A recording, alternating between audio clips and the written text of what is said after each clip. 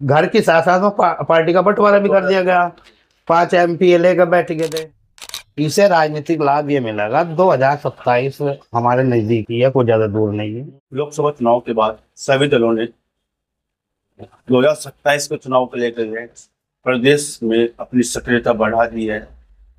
अगर बात की जाए लोक जनशक्ति पार्टी के, रामविलास पासवान पार्टी के, उसने भी प्रदेश स्तर पर चलो गांव की ओर अभियान, जनसंपर्क अभियान शुरू किया है। किस तरह का अभियान है और किन लोगों को जो है ये संपर्क साध रहे हैं, क्या इसका लाभ होगा, 2027 को कैसे टारगेट लेके चल रहे हैं, हमारे साथ बातचीत करने के लिए लोक जनशक्ति पार्टी के प्रदेश सचिव डॉक्टर सुरेंद्र बोलती है, बातचीत करेंगे, चर्चा करेंगे किस तरह का अभियान जो है पार्टी के द्वारा शुरू किया गया है और इस अभियान के लिए मायने क्या है, 2027 में इसका लाभ क्या मिल सकता है। डॉक्टर सुरेंद्र बोलती है, आप वीडियो में बहुत बहुत स्वागत है।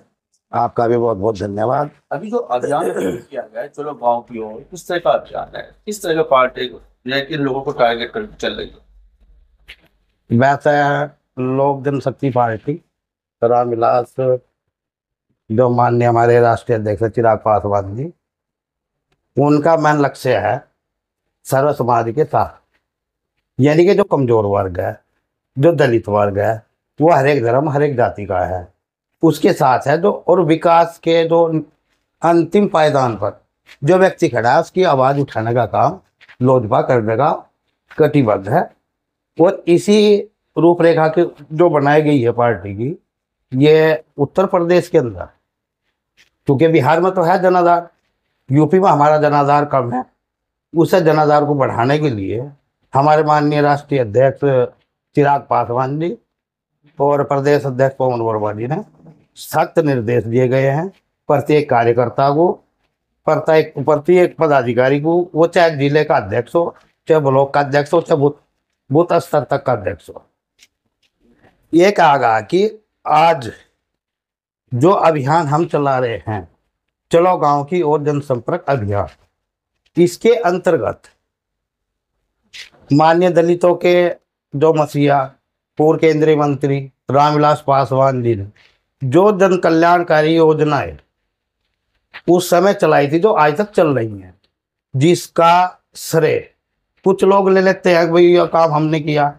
आज अन्न की बात है, जो राशन कार्ड का जो मामला है, ये खाद्य सुरक्षा अधिनियम का जो लागू किया गया था, ये जो खाका तैयार किया गया था, जब 2014 में माननीय रामविलास पासवान जी खाद्य मंत्री बने, उन्होंने खाका तैयार किया था कि गरीब जनता को किस तरह मान लिया उनके दुखों पे मरहम लगाएगा।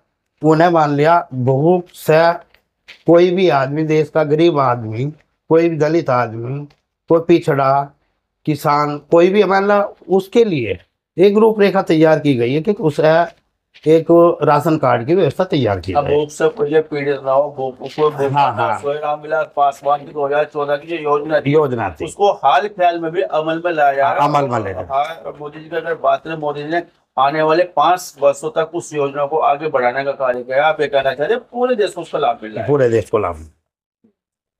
और दूसरी बात यह है, जो आज घर घर में मोबाइल है, जब हमारे दलितों के मसीहा पूर्व मंत्री भारत के संचार मंत्री बने, उन्होंने एक स्कीम लागू की।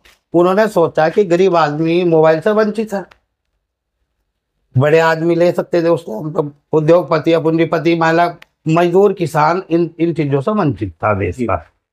तो मजदूर किसान को ये सुविधा देने के लिए उन्होंने खाका तैयार किया गया था और ये कहा था कि मैं जो ये मोबाइल है बैंगन के भाव बिकवा के दबी दम लूंगा। सस्ते में, हाँ सस्ते में बनाने का कार्य किया। हाँ, सस्ते का काम किया। और जब ही वो खाका जो तैयार हुआ, आज सबके सामने है, इंडिया में कोई ऐसा घर नहीं होगा जो 5000 मोबाइल नहीं होगा, चाहे वो मजदूर है चाहे किसान है, कोई भी है। सभी आज इसकी हाँ संचार, आज संसार जो रामविलास पासवान जो जाता है। लेकिन हाल फिलहाल में जो चिराग पासवान जो आपके पार्टी के राष्ट्रीय अध्यक्ष है और मोदी कैबिनेट का वो हिस्सा भी है, क्या इस तरह की उम्मीदें जो है उनसे भी लगाई जा रही है, जिनकी आप बात करें दलित पिछड़ा वो वर्ग जिसको जरूरत है इसकी जो लड़ाई रामविलास पासवान जी ने ताउम्र लड़ी है, चिराग पासवान भी उसको आगे बढ़ाना कार्य करेंगे।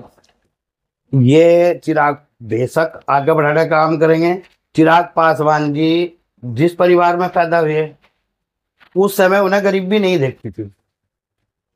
वही मैं एक्टर भी हुए, नेता भी हुए, लेकिन जब घर का विभाजन हुआ, घर में टूट पड़ी, उनका जो घर का विभाजन हुआ उसमें उस बुरे वक्तों में ये मात्र 3 वर्ष पूर्व की बात है, जब घर में टूट पड़ी उनसे मकान तक खाली करा लिया गया था, घर से बेघर कर दिए गए थे।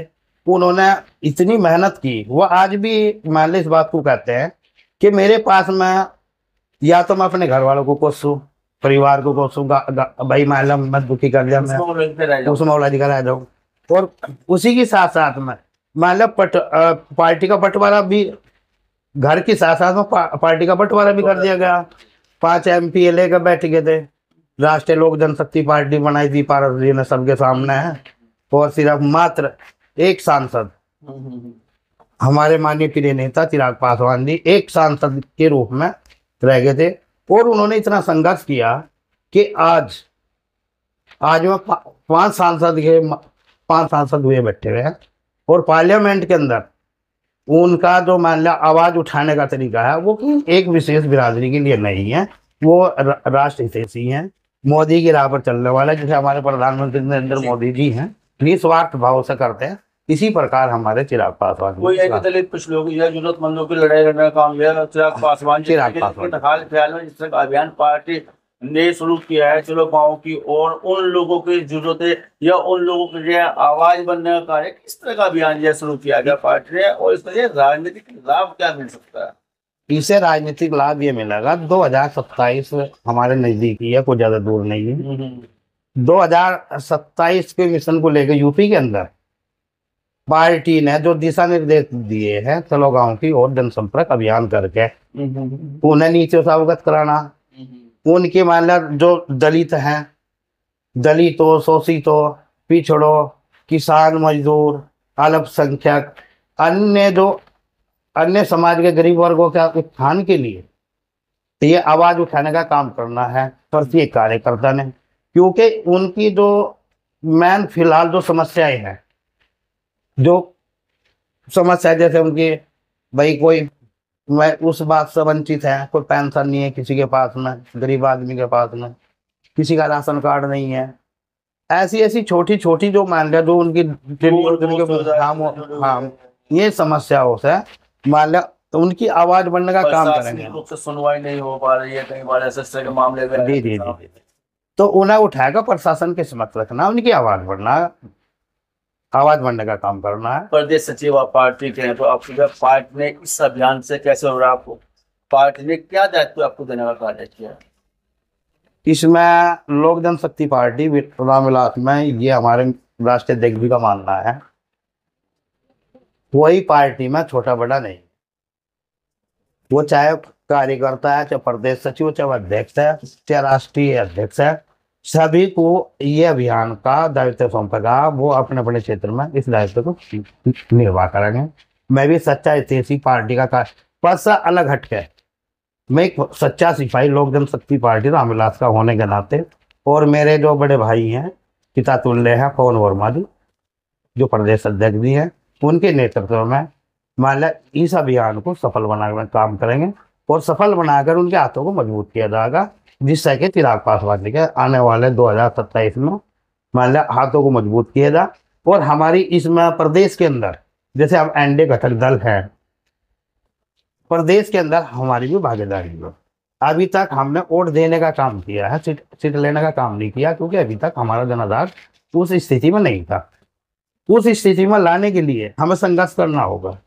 प्रत्येक कार्यकर्ता का परम धर्म रहेगा कि वो इस अभियान को सफल बनाए, और अभियान को सफल बनाकर 2027 का जो मिशन है उस पर हमारा टारगेट है कि हम एनडीए घटक दल होने के नाते हम भी इसमें भागीदारी का हिस्सा बने, और हमारा पूर्ण विश्वास भी रहेगा कि हम इतना काम कर देंगे, पार्टी को इतनी मजबूती ला देंगे तो प्रत्येक जिले में हमें एक सीट तो कम से कम एनडीए गठबंधन के माध्यम से मिलनी जरूरी है, जिस पर चुनाव लड़ाया जाएगा। पश्चिम में रामविलास पार्टी, आपका ये लोक जनशक्ति पार्टी। लोक पार्टी का पात्र रामविलास, ये पश्चिम में इसकी स्थिति हाल चाल की।